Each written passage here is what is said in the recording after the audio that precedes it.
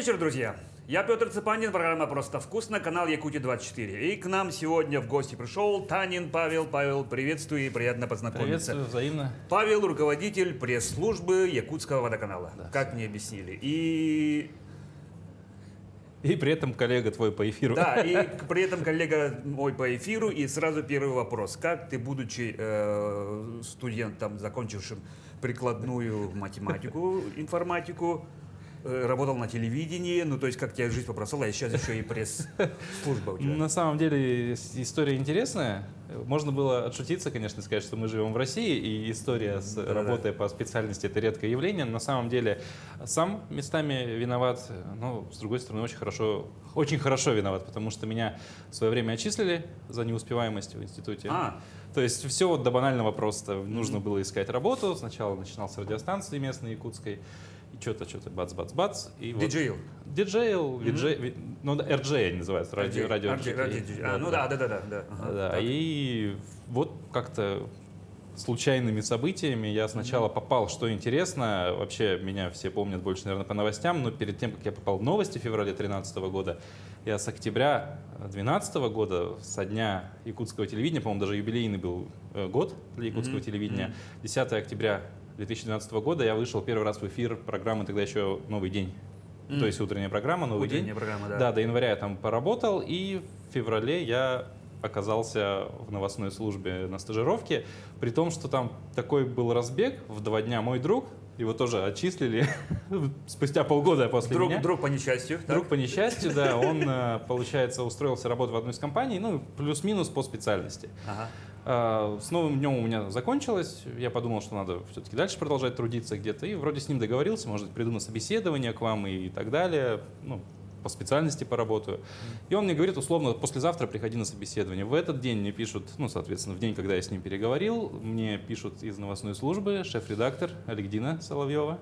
Алика, если ты смотришь, привет тебе. Аликдине, привет. Да, и она говорит, хочешь попробовать в новостной службе? А у меня знакомый работал в новостях, и все время такой, там сложно, там днями, ночами сидишь. Я такой, да вроде... Нервотрепка. Нервотрепка. Я такой думаю, да сложно что-то. Да нет, приди попробуй. Ну, и говорит, приходи на собеседование завтра. Я к ним прихожу, и все срослось, меня оставили. Я 2 недели я отстажировался. Всего лишь? Да. Учился уже на заочном обучении, ушел на сессию, и уже все ждали окончания сессии, чтобы я вернулся и уже работал как бы полноценно. Ну и новый виток у тебя в твоей профессиональной карьере. Сейчас ты в пресс-службе. Получается, да, фактически возглавляю пресс-службу водоканала.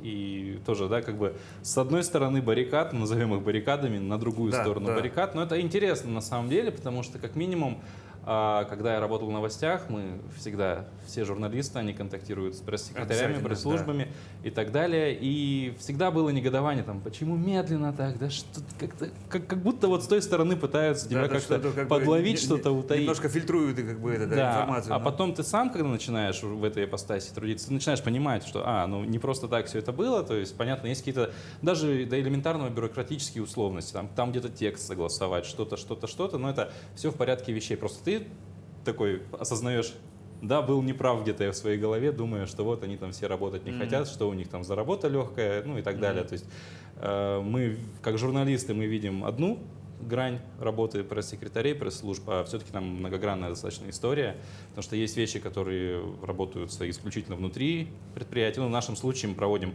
достаточное количество таких внутрикорпоративных предприятий. Ну, то есть даже до банального праздники, там, 23 февраля. Мероприятия внутрикомпанейские, да. Да, внутрикомпанейские, ну, говоря про водоканал, у нас, ну, гордость, наверное, я почему-то горжусь этим мероприятием, у нас урожай добра, ярмарка благотворительная, мы ее проводим каждый сентябрь. У нас все цеха, подразделения участвуют, и с каждым годом больше их участвуют, присоединяются, что вообще немаловажно, что радует больше всего, производственные цеха присоединяются. Продаются как по принципу золотой осени в школах. Урожай, выпечка какая-то, что-то продается. Ну, как бы такая выставка, выставка продажи или что? Да, выставка продажи, все собранные деньги уходят исключительно на благотворительность, причем для помощи нашим работникам. То есть есть работники, у которых, ну, допустим, у детей какие-то серьезные заболевания с сопутствующими расходами или само лечение дорого стоит. И вот собранные средства, по зависимости от количества, мы там равно делим на 3, на 2 человека. То есть каждый год у нас есть список этих людей, выбирается все это точно. точечно, кому вот в этом году мы помощь окажем. Ну и, соответственно, в связи с этим пытаемся каждый год собрать больше людей, чтобы больше денег вот эти на благое дело саккумулировать, скажем Плюс так. селф-промо. Ну да. Плюс селф-промо, да.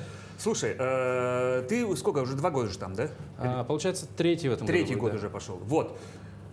Скорее всего, очень много информации узнал про водоканал, либо ты уже знал про водоканал. На самом деле очень много узнал там в первые Да, месяцы, когда технические пришел. детали, да. Да, самый... Откуда вода берется, условно? Откуда вода берется, как она берется, как она в Как она каждый, попадает в вот каждый сюда, в условный краны. кран, это очень интересная история, Да. потому что какую бы ассоциацию провести, да, обычно бывает такое, да, система это достаточно сложное водоснабжение, она, во-первых, не в руках там одного предприятия находится. Как минимум, вот мы сейчас, если включим кран позади тебя, через 3 собственников водопроводных сетей пройдет вода. То есть это структура такая, магистральные сети водоканала по городу лежат. Магистральные — это большие. Так, которые вообще, вот магистраль. Да, но понятно. они вот таких где-то, наверное, Так. диаметров. Так. Магистрали доводят воду до кварталов, там стоит тепловой пункт. Но это берется с водозабора через магистральный. Водозабор, там идет очистка многоступенчатая, вот как раз новые водочистные сооружения, которые в конце 2018 года Да, запускали были с такой помпой мощной. И неспроста, потому что действительно эффект ощутимый. Я думаю, несколько лет уже люди Да. паводок пропускают, потому что Красной воды нету. красной воды нет. Красной да. воды нету, и в мае можно белую одежду стирать. Можно в августе опомниться, что был И в паводок. августе стирать. И в августе стирать белую одежду, стирать. она останется белой. Да. В принципе, воду из-под крана пить можно спокойно. Сейчас. Сейчас особенно. Ну, кипятить. Ну, кипятить любую воду советует Роспотребнадзор. Ага. Все-таки, это мало считается ли, да. сырая вода. Но, тем не менее, я спокойно из-под крана холодную воду употребляю. У меня дома стоит исключительно фильтр, потому что дети когда-то были маленькие, и все-таки наша мама сказала, что давай-ка хотя бы фильтровать ее. Я такой, ну, ладно, как хочешь. Все-таки мать тут больше в здоровье детей понимает. Какой-то аквафор, наверное, там Ну, стоит, вот да? что-то типа Ну, такого, что-то да. типа То есть такого. не покупные бутыли вот эти, а просто та же водопроводная вода немножко там дофильтровывается и на выходе получается. Хорошо, задам вопрос тогда такой. Как обыватель, я до сих пор продолжаю брать бутылированную воду, заказываю, иногда сам, для того, что физкультура, ничего страшного, 19 литров набрал, да, побежал. Очень много служб. Исторически, ну, мы сейчас находимся в ресторане «Мусхая», да, первая, одна из самых первых. Появилась чистая в этом вода, здании. да, Егор Петрович в этом здании 22 года. Я в 2000-х рекламную деятельность свою начинал. Одним из самых первых рекламодателей был Егор Петрович. Вот. И с тех пор очень много компаний, которые и многие до сих пор процветают. Но то есть это же все равно, пусть даже появились вот как у тебя дома фильтры, да, многие люди продолжают воду эти заказывать. Ну, то есть это используется спросом. Хотя водоканаловская вода, ну, то есть ты говоришь, что из-под крана пить можно. Мне кажется, это больше такой, как сказать, Эффект этого, привычки. Да, пролонгированность, То есть, эффект привычки. да, то есть уже у нас, заказываем. Да, но водозабор работает, вот прям откровенно чистая вода с конца 2018 года. Ну, мы еще возьмем период, что после его введения еще нужно было трубы промыть. В 2019 летом трубы все по городу промыли, плюс-минус. Понятно, что есть, как раз говоря про сети, вот мы начали. Есть такое понятие, как внутридомовые сети. Это сети, которые находятся внутри дома конкретно. И ответственность за эти сети несут управляющие компании, ТСЖ и так далее. То есть есть у них возможность эти трубы промыть или и нет. всё такое, То есть ну, это тоже фактор влияющий. В принципе, с учетом всех промывок, я могу там, авторитетно, скажем так, да, заявить, что до конкретно входа в дом подается чистая вода. То есть, что там внутри происходит, там уже от управляющей компании зависит. Где-то нет технической возможности промывку полноценную провести, чтобы с дезинфекцией, вот как делается на наших магистралях, как у транспортировщиков на внутриквартальных сетях делается. Где-то, да, нет возможности. Но, как правило, уже многие управляющие компании, они склоняются к тому, что проводят промывку. Так, сертификацию кто проводит? Сертификацию воды? Да. Ну, сертификация воды конкретно водопроводной есть Санпин с определенными предельно допустимыми показателями. Ну, самые основные считаются это железо общее, это цветность воды, мутность воды. Мутность воды и наличие тяжелых металлов или нет? Ну, железо общее. Ну вообще Железо общее, да. То есть есть определенная концентрация, которая допустима еще содержание воды, чтобы она считалась, пригодной для питья. По как раз Роспотребнадзор эти Санпин устанавливает.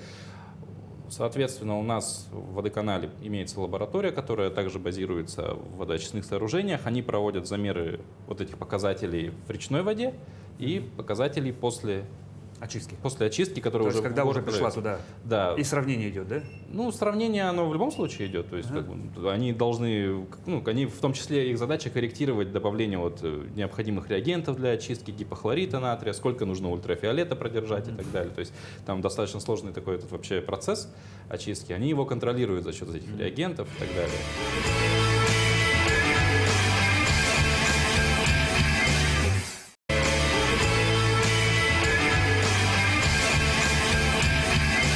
В принципе, в 2021 году, в прошлом году, за все 365 дней на выходе показатель ни разу вот этих ПДК, предельно допустимых концентраций, он ни разу не был превышен. Не был превышен, да? Не был превышен. Самый пиковый был где-то вот в период паводка, и то он там чуть-чуть приблизился к ПДК, это после очистки мы имеем в виду. То есть, Ну, ты технически ты очень хорошо подкован. ну, Все на всем. мне это интересно. Вот, говоря вот тоже... Ну, ты, собственно, тебе это нужно знать вообще на зубок. Мне это нужно знать, Да. мне это интересно. То есть, потому что, ну, бывают люди, я разных людей в жизни встречал, которые все равно там, я уточню, где-то поверхностно пытаются знать. То есть, я считаю, что, возможно, даже там пресс-секретарю, ну, пресс-службе достаточно знать просто как-то вот в этом. А мне самому интересны эти механизмы. Вообще, работа, любая свою деятельность всегда связывается с чем? Мои возможности и навыки востребованы, требуются там работодателю, и мне интересна эта работа. Вот для меня выбор вообще профессии и работы всегда вот это соединение вот этих двух факторов. Два краеугольных камня. Да. Ну, хорошо. Так, немножко я тебя помучил. Спасибо за ответы. Но они еще будут. Они еще будут. Они еще будут вопросы. Шпаргалки у меня есть. Так, но так как у нас все-таки передача, на которую ты согласился прийти, и спасибо тебе за это все-таки кулинарное ток-шоу. Ты же пришел к нам что-то приготовить. Что-то приготовить я Да? пришел. Приготовлю я английский завтрак. Ну, немного в своей интерпретации. Там не будет одного ингредиента, который обычно добавляется в английский завтрак. Это грибы. Да, английский завтрак — это вот такая тарелка, где вот так наложено. Ну, бывает такое, Обычное да. фото. Если Да, вот прогуглить, картинка английский завтрак, так и Да. будет. Можно, в принципе, сделать Да, так же. апельсиновый сок и кофе. Типа Либо такого. то, либо это. Либо да. то, либо это. Ну, мы про апельсиновый сок, кофе опустим подробности. Хорошо. Все-таки это не готовка. Как правило, это Да. залил, кофемашина сделал или купили сок. Хорошо. Мы будем конкретно акцентироваться на готовке. Достаточно быстро это все готовится. Да, поэтому мы с тобой очень много разговаривали. Поэтому мы очень много. Вначале. Именно. И сейчас будем. Ну, для начала, во всяком случае, как это делаю я, сначала обжаривается бекон. Он у нас Он у нас вот он. Вот он у нас есть. У меня такая классная доска. Всегда мечтал на профессиональной кухне побывать. Да, это профессиональная кухня Семена Тарбахова, мой соведущий, но его сегодня нету. Уехал товарищ в командировку. У меня Ну, придется дичайший страх, что я сожгу сковородку нечаянно. У меня нет, такое от бекона этого, бывает обычно. Этого не произойдет. В принципе, все советуют не использовать масло, когда... Не использовать. Да, когда готовится Да. бекон, потому что бекон, он, ну, Но он понятно, так он жирный, так жирный, он ну. сам вытапливается. Вообще, почему английский завтрак? Потому что я очень люблю английский завтрак. Так. Но Я так понял, ты кушать любишь вообще. так по мне видно. Нет, еще не видно. По щекам щеки меня выдают. Неспроста растительность на лице, пытаюсь скрывать недостатки. Просто за счет того, что, как мы уже сказали, я и там успеваю.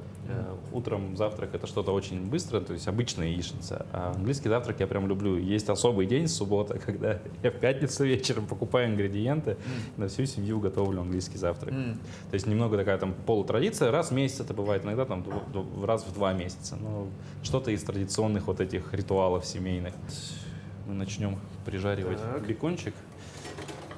Некоторые его, Мне кажется, что и вот это пригодится. да, были бы еще, если щипцы, было бы просто замечательно. Да. Слушай, а ты когда вот телевизионщиком ведущим был, смотрел на работу своих коллег по федеральным каналам, может быть, здесь? Я- Может, есть даже кумиры какие-то, на кого-то равнялся? Поглядывал, но Ага. тут тоже нужен такой момент интересный, что да, я 6 лет проработал в новостях, а сейчас там, середины прошлого года в утреннюю программу вернулся. И есть небольшая такая ирония в том, что когда я работал, получается, ведущим новостей, я был еще достаточно молод, ну, в силу возраста банально. То есть сейчас мне всего 30 лет. работал, если я там в 19-м ушел, в 19-м мне только исполнилось, и то после ухода 28 лет. То есть был достаточно молодой, и я чувствовал, что нет, мой формат, в котором я себя лучше ощущаю, это, конечно, все-таки такое что-то развлекательное. Но меня в развлекательное не пускали. Что-то вот такое, Ну, да? что-то типа такого, Да-да-да. может быть, сделать какое-то на местном телевидении вечернее развлекательное наподобие огромного количества, там, говоря про наших соотечественников Иван Ургант, да, вечерний Ургант, или Джимми Фэллон, Джимми Киммел и прочее, это говоря про зарубежные, скорее всего, даже и первоисточники, а не аналоги. И получается, у меня было ощущение, что я себя больше чувствовал бы в развлекательном. Но меня не пускали в развлекательном, потому что ты хорошо ведешь новости. Это ладно, классно. Сейчас я вернулся в утро. Оно как бы более развлекательное, чем новости. Но я уже внутри себя ощущаю, что мне уже надо что-то такое более серьезное. Новости. То есть я вот не попадаю вот в эту струю, в которой я себя бы лучше ощущал. Но тем не менее, зрителю, главное, нравится все. Никто никогда особо не жаловался. Рейтинги есть. Зрители есть. Зрители есть, рейтинги есть. Да. Ну, клево. Так, я думаю, имеет смысл уже перевернуть. Они немножко у нас Слиплись, может быть, уже? подлиплись. Даже не немножко. Множко. Это был достаточно тонкий бекон. Но зато, насколько я могу судить, он без примесей. Ну, потому что бывает, продается бекон такой интересный, там, мексиканский, канадский, то есть сразу с какими-то специями он идет. В принципе, тоже вкусная штука для жарки. Да. Дает свой аромат. Вот. Почему я говорил, что мне страшно на чужой кухне готовить, еще один момент, то что я очень люблю беконом сковородки сжигать. Не, ну это сковородка должна выдерживать. Она не раз использовалась нами тут. Но, скорее всего, нам бы там, наверное, чуть-чуть половчее, но ничего страшного. Посмотрим. Так, я верну, наверное, на 7, потому что Так. уже чувствуется. А может и на 6. А можно и на 6. Может и на 6, Да, потому я что, 6. скорее всего, сковородка уже нагрелась. Она достаточно плотная. Да, ей просто надо уже, наверное, просто поддерживать температуру. Тебе тарелку надо, да, я так понял, Да, сервировать? что-то для Оп. скидывания. А нет случаем бумажных полотенец? Ну, обычный бумажный полотенец, чтобы жир стек. Ну, вот такие можно. Ну да. вот такие, да, только есть. Будем, не отходя от кассы, дожаривать остальной бекон на всю нашу братью. Или попросим еще, если что. Так, ну, почему мы кладем полотенце, это понятно. У нас жирный бекон, чтобы, да. и с него надо... Моя супруга даже оладьи когда готовит вот так, Ну, чтобы лишний жир, да. раньше такого не было. Раньше ели жирно, и все было хорошо. В какой-то момент все начали следить за фигурой. Да, в какой-то момент начали все думать, появилась новая аббревиатура модная ПП и все такое. Ты вообще сам как, вот упомянул, что кушать любишь. Кушать люблю, иногда от этого Следишь? страдаю, иногда по необходимости слежу. Страдаю. Сейчас пытаюсь следить, но не получается. Самый классный позитивный опыт правильного питания, на котором у меня реально уходил вес, без каких-то заморочек, это вот как раз прежде, чем я вернулся в телевидение, я просто посчитал, что я не хочу видеть себя таким пухленьким на экране. Вот просто вот не было желания. Я решил подсбросить вес. При этом за год до этого у меня был опыт на одной, скажем так, на кое-каких биологически активных добавках посидеть. Ну, просто почти ради интереса. Да, эффект у них хороший, но эффект, который не держится, и который тебя очень во всем ограничивает. Там, в обед то не ешь, это там выковыривай из еды, вечером вообще А чуть это ли. психология, это рано или поздно все равно ты то, что не доел, обязательно переедаешь. Возможно, да. Да. В общем, на этой программе, скажем так, я понял, что на ней нужно прям всю жизнь сидеть, чтобы форма сохранялась. Через год, когда вот меня позвали обратно в эфир, я сделал просто очень простую там для себя какую-то схему. Я, ну, что-то там, может быть, понял, может быть, я сейчас Америку не открою, а может быть, наоборот, я не знаю. В общем, я понял, что самое главное – это 5 раз в день питаться. Ну, не слишком большими порциями. То есть завтрак- меньше, но чаще. Меньше, но чаще. Завтрак, перекус, обед, перекус, ужин. Так. Вечером можно чаечек попить с какими-нибудь легкими печеньками. Но не каждый день желательно. Плюс убирается весь сахар. Ну, прям явный сахар. То есть какие-то вот прям сахар, какие-то газированные напитки, соки и так далее. Углеводы количество уменьшаешь. Именно сахаров. Именно сахар. Именно сахаров. Потому что углеводы тоже хорошая штука. Вопреки всеобщему мнению, где-то я читал, что картошка на ужин это вообще классно. Хотя, казалось бы, это Ну, хлеб как без хлеба. хлеб как без хлеба. Хлеб можно есть, Ну. не проблема. Вот. Месяц. Ну, плюс я немножко это снабдил небольшими такими 2 раза в неделю буквально пробежками по минут 20 на беговой дорожке. Так, ну, спортика добавил. Ну, как бы не совсем прям спорт, я бы. Потому что в плане бега для похудения рекомендуют бегать не меньше 40 минут, а я в 2 раза меньше. Но при этом убратые сахара, убратые. Ну и самое главное, режим сна. То есть минимум 8 часов, 7 крайняк нужно спать. С режимом. С режимом. Вот Да, режим, ну, то есть- отсутствие сахара и вот это 5-разовое питание. 5-разовое, да, все правильно. За месяц 8 килограмм ушло, и потом, когда я перестал это все делать, понадобилось... А я еще через месяц после того, как завязал вот с похудением, я поехал в отпуск на моря. Понятно, что там режим весь вообще к черту. Только через 3 месяца, как я закончил худеть, у меня начал возвращаться вес. 3 месяца понадобилось организму, чтобы опять начать... Вернуться на то, что было. Вернуться к плохому своему состоянию, скажем так. В то время как вот те самые биологически активные добавки, не будем их называть, Так. дабы избежать рекламы. Кто поймет, тот поймет. Понадобилось буквально неделю, чтобы опять уже вот начать Бунк, да. набирать вес. Да. То есть, к чему я это говорю, что все хорошо в меру. Да. Поэтому вот, если, дорогие друзья, вы вдруг думаете, как же вот без лишних заморочек подсбросить вес, пожалуйста, разовое питание, ну, на себе проверено. Я не диетолог, не Нутрициолог. нутрициолог, да. Мне это помогло. И причем достаточно за короткий срок, без... Ну, мы опять же понимаем, что все сразу не бывает. Либо ты делаешь быстро, но тяжело, либо ты делаешь долго, расслабленно, зато эффект, как бы эффект в конце, разница, за какое время ты достигнешь эффекта.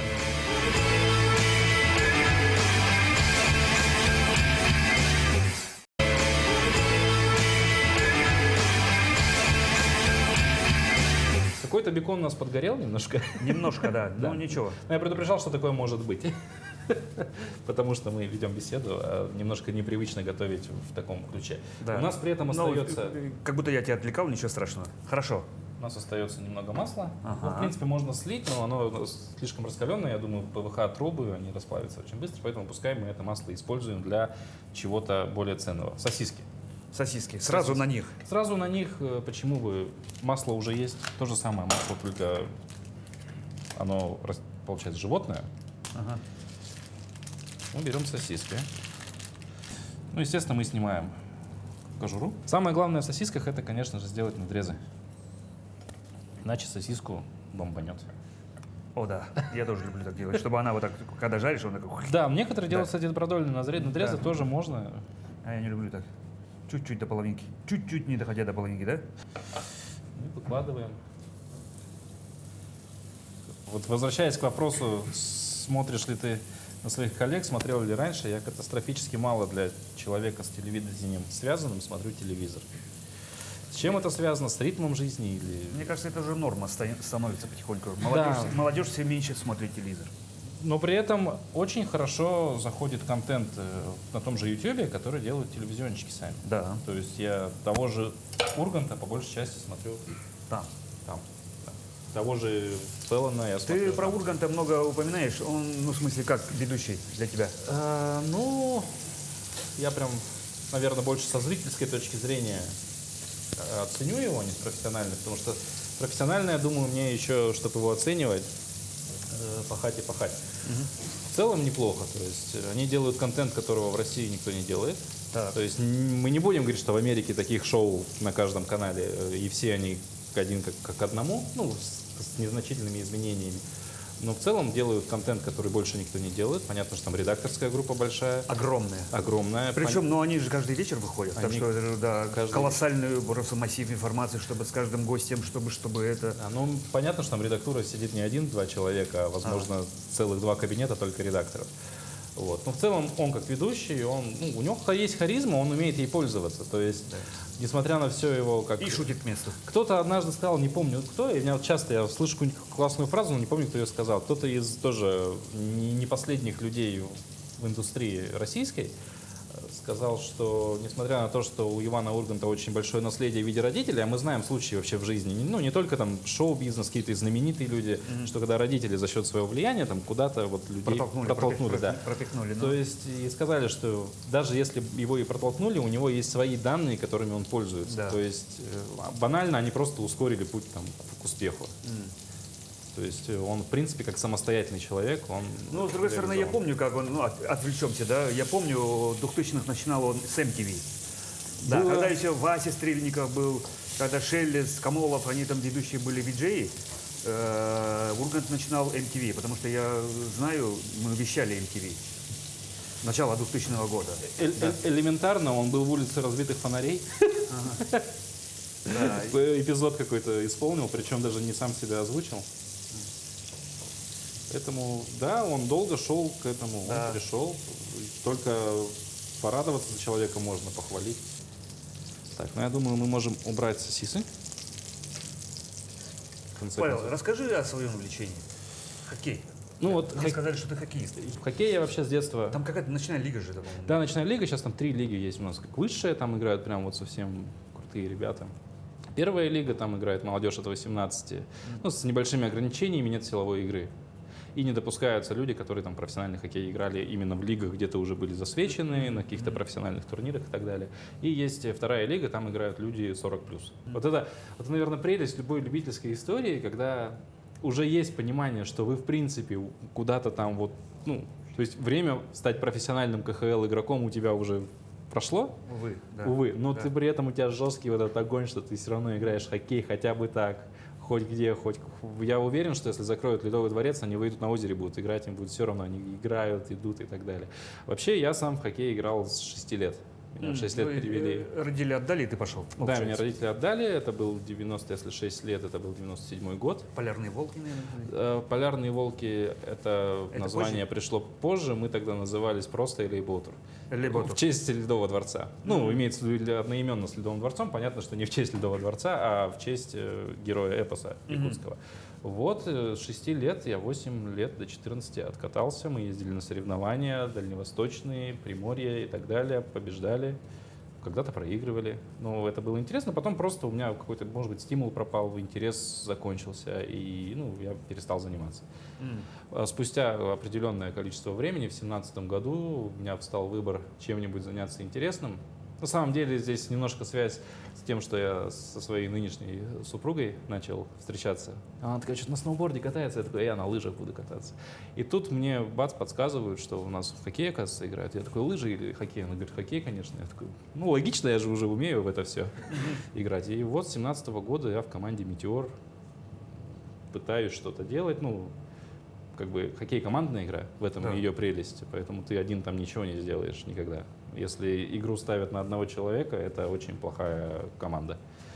Вот, если, в принципе, по моему мнению, команда, в которой вот все ну, слабенькие и один топовый игрок, но вот он только играет, она проиграет такой же слабенькой команде без топового игрока, но команде, которая команда, у которой есть слаженные действия, которые видят друг друга, отдают пасы, сыгранность. Командная игра — это самое главное в любой Ну, командной я игре. сейчас вижу, да, что хоккей особенно даже там же просто геометрия все так. Тук-тук-тук-тук-тук. Местами Да. шахматы можно понять. И потому шахматы, что да, и геометрия, да, да, да. движение, физика очень важную роль играет. То есть, Конечно. если голы а-ля лакросс, вот эти из-за ворот, когда на крюк подсаживают, там, оказывается, очень сильно используется именно физика. То есть, этот центробежный, или как ее называют, силы, чтобы поднять шайбу на крюк, клюшки, и при этом протащить его так, чтобы шайбу при этом прижимало к крюку воздухом. То есть это нужно очень резко сделать и так далее. Там физика и такая, и физика, собственно, тела Ну, понятно. в одном месте. Хороший. Так, дальше что у нас?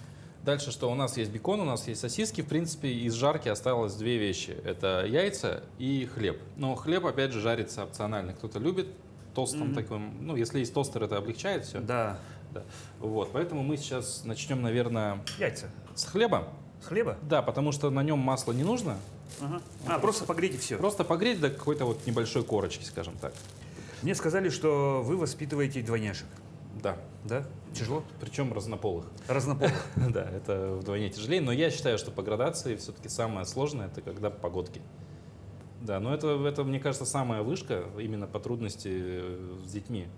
А в целом есть свои особенности разнополости, потому что это мальчик и девочка, они вроде одинакового роста, одинакового возраста, но все равно это два разных человека. Но даже если это не разнополый, однополый, это все равно два разных человека. Ну. И каждому разный подход, при этом у них уже команда сформированная, что-то придумать, что-то там, какие-то хитрости натворить. А сколько их?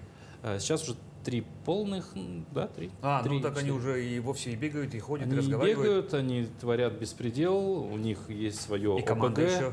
Команда, вот говоря про команду, в чем сложность? Потому что один ребенок, когда ты его там ложишь спать, к примеру, там все спать, он один, он понимает, что он один, и тут два взрослых, он такой, психологически где-то. Все, пошел спать, послушался. Здесь они понимают, что их двое, у них есть поддержка в виде друг друга. Там вечерами самое сложное почему-то сейчас, но я у сестры своей старшей спрашивал, у нее как бы уже взрослый ребенок, мой племянник. У них как бы сейчас, когда садик, 3 года, у них начинаются первые какие-то вот проблемы со сном именно вечерним. Почему трудно ложаться, большинство детей. Либо ложатся, но не спят. Ложаться не спят — это полбеды. То есть мы, в принципе, не против, что там ложитесь в кроватках и лежите. Всё. Нет, надо вылезти, все поделать. Они понимают, что другого поддержит, друг друга поддержат, и начинается А мне какая-то вот это вакханалия. надо, а мне попить там, Да. что-то типа такое, да? Или один уже спать хочет, второй начинает его розетовать. Они оба опять встают, начинается кавардак, время 11:30, а мы спать хотим. Нет, мама, папа, мама. То. Ну и сложность с телефонами, конечно, в нашу эпоху смартфонов, когда дети до них добираются. Это можно использовать во благо, но проблема в чем? Что для этого нужно потрудиться и что-то придумать, как бы это во благо использовать.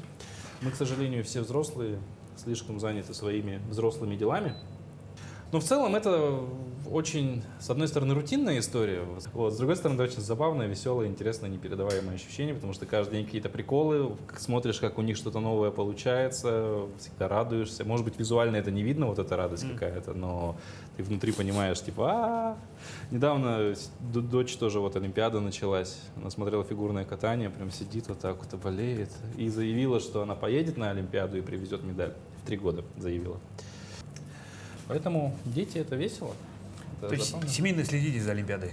Да, каждый за разными видами спорта. Я все равно нет-нет, поглядываю там общий результат и так далее. То есть нет прям... Хоккей обязательно. Хоккей смотрю, это единственный раз, когда я смотрю прям хоккей-матчи. Я несмотря на то, что хоккеист, я вообще не слежу там, где, кто, какие лиги. Так оно у меня в Инстаграме что-то в лентах вылазит иногда. На СКА я подписан, мой, скажем так, любимый клуб СКА Санкт-Петербург. Потому что это первый матч КХЛовский, который я вживую увидел, и там уже синдром утенка. Я такой, все, только ска, только победа.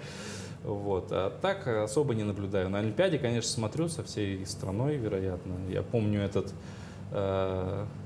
2018 год, когда наши взяли золото на Олимпиаде в Южной Корее.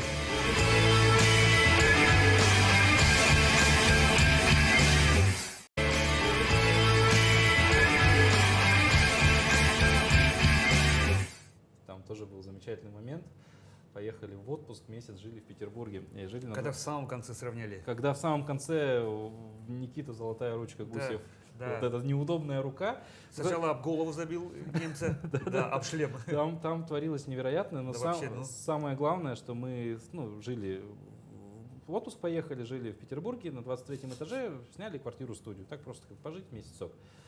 Соответственно, это очень маленькая комната.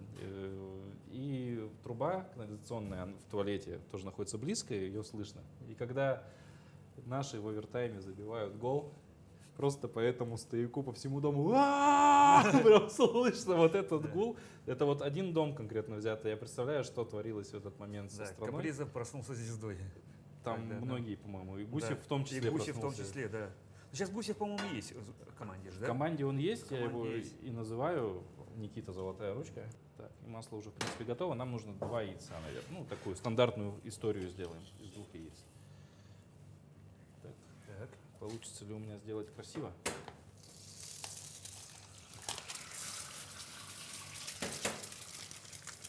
И вот этот сыр, да, хотел ты? Да, раз есть такой сыр сливочный, его можно намазать на тосты наши замечательные. Так, нам нужны тарелки для сервировки, по-моему, да? Или... Тарелка для сервировки. Можем, в принципе, это на доску пересыпать. Да, давай так сделаем, чтобы не бегать. Чтобы лишний раз не бегать, согласен. У нас тут готов бекон. Мы его вот так приложим. У нас есть сосиски, мы их вот так к бекону докинем. По-братски. В принципе, есть будем сами, представим, что мы немножко студенты. Да, а я немножко это... Да, будет неплохо. Я пока подготовлю сырок. Так, ну, возьмем тот же самый нож. Так.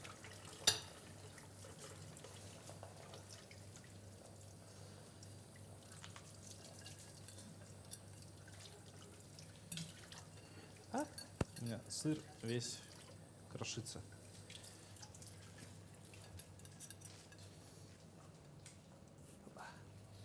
Крошится? Да.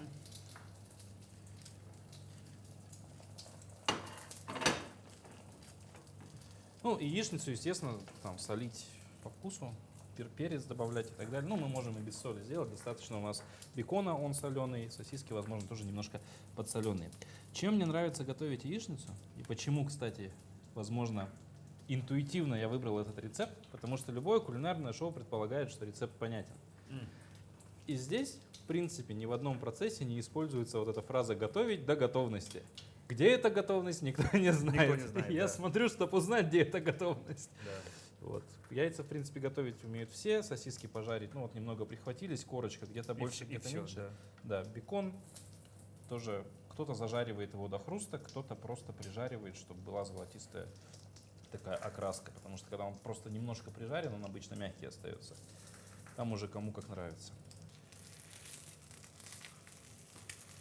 Вот, возвращаясь про детей, я начал про дочь говорить. А то сейчас внимательный зритель скажет, что дочь я люблю больше. Нет, люблю одинаково обоих, а сын больше все-таки вот он, что-то вот механизм. Он раньше, чем считать, по-моему, научился собирать вот этот магнитный конструктор. Есть такой треугольнички, квадратики в объеме. Он собирается, этот конструктор. 3D, да? 3D, да. И ему было... Он цифру не умел писать, но уже вот из пластилина вот как-то это сделать. То есть объем, он больше, как называется, в пространстве мыслит.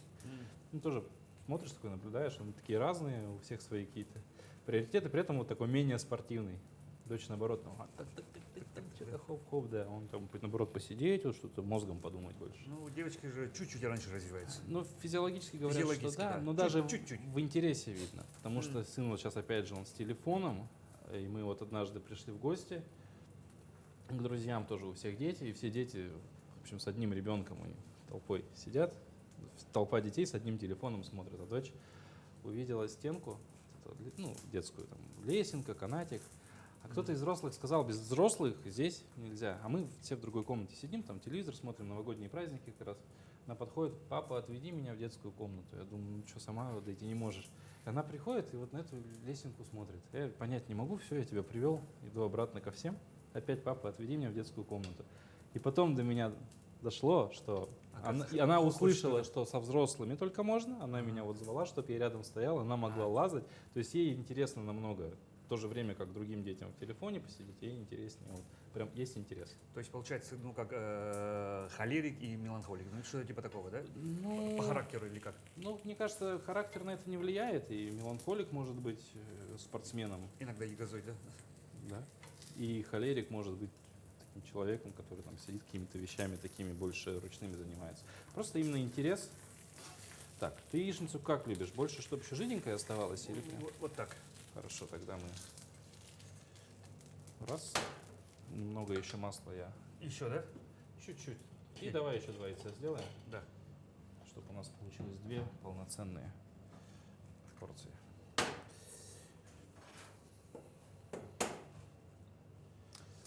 Павел, ну ты относительно молод, да? Да, я надеюсь на это. Да, ну по возрасту я бы сказал так. У тебя есть мечта? И Прям мечта. ну мечта, может быть какие-то цели, да? Ну вот опять-таки традиционный вопрос. Ну или кем ты видишь себя через 10 лет, через 20 лет? Вот на самом деле, не поверишь, никогда в жизни я на такие прям Рассуждения не... не то что даже рассуждения, а на такие сроки даже что-то не планировал. Вот То есть в детстве же это начинается с кем-то себя видишь. Перебью и просто скажу, просто. значит, кризис среднего возраста у тебя не наступил. Возможно, да. Или, возможно, я в нем постоянно нахожусь и сам этого не понимаю. Потому что со школьных времен даже, вот когда профориентация вот это идет, да, кем лучше работать, ну, вот эта система профориентационная в стране, ну, в мои школьные годы тоже плоховато работала, но уже тогда у меня не было ответа, кем я хочу. Есть там в какой-то момент, вот было бы круто музыкантом быть и так далее. Кстати, музыкальная группа у нас с товарищами тоже была, мы даже 3 песни записали, но это было давно и неправда, потом все разъехались. Ну, шучу, правда, но разъехались все. Вот, поэтому я больше, наверное, так приземленный в этом плане человек, то есть мне хочется, что да, там, в ближайшие 10 лет, я понимаю, там, дети вырастут, значит, я хочу, там, мечтаю сейчас сделать все возможное, чтобы они там уже в школьное образование хорошее получали, то есть где лучше школы, может быть, там, про переезды какие-то подумать, то есть у меня мысли достаточно такие приземленные, но с выходом в то, что однажды либо сын, либо дочь станут этими в центре управления полетами, какими-нибудь Илон Масками, и кто-то из них меня отправит на Марс наконец-то. Вот это вот конец вот этого всего развития. То есть пирамида Маслоу должна так захлопнуться. Да, она должна закончиться на том, что я вот обеспечиваю семью и так далее, у нас все хорошо да, развивается, всё и потом безопасно, я лечу в космос, на Марс. На Марс. На Марс, да, именно. Ну, ты на будешь Марс. первым человеком тогда. Ну, возможно, к тому времени, учитывая возраст детей, возможно, уже Илон Маск не один раз отправит туда кого-то колонизировать. Тем не менее, космос мне очень нравится. У меня даже однажды на утро Якутии, тогда еще новый день, к нам приезжал Олег Кононенко, космонавт, Герой России. И у меня фотография его до сих пор, она там, грубо говоря, вот вещи, которые есть же очень ценные вещи из разряда загранпаспорт и так далее. Вот в этом числе лежит его фотография, им подписанная. Вот настолько я люблю космонавтику, космонавтом, к сожалению, не стал. Ну, а может быть, опять же, к радости. Что случилось, то случилось, и в любом случае все всегда случается хорошо. Да. Потому что космонавтика, вот эта вся история, мне она дико нравится. Я в ней как бы участия не принимаю никакого. Тем не менее, я всегда вот с трепетом наблюдаю за тем, как, ну, банально, SpaceX сейчас свои проекты, вот эту многоразовую ступень, которые, ну, вот эти все развития, которые направлены на развитие космонавтики мировой. Я уже не делю там наша вот космонавтика, их космонавтика, космос, он для всех пока еще. Что там в будущем изменится, я не знаю, но пока как бы даже по каким-то там документам правовым, что космос, он для всех. Пока так. Он не чей-то там. Пока конкретно, это слава богу, мне это нравится. И венец всего — это фасоль. Столовая ложка нужна, видимо, да? Да, столовая ложка была бы очень кстати. В краек, да? Да, в краек мы прям с соусом. Причем с фасолью именно английский завтрак я тоже очень давно не готовил, все забываю ее купить. И с фасолью это прям очень классно. Скажем, бон аппетит. Приятного. И обычно еще, что прикольно, то что яичницу макать в желток. Угу.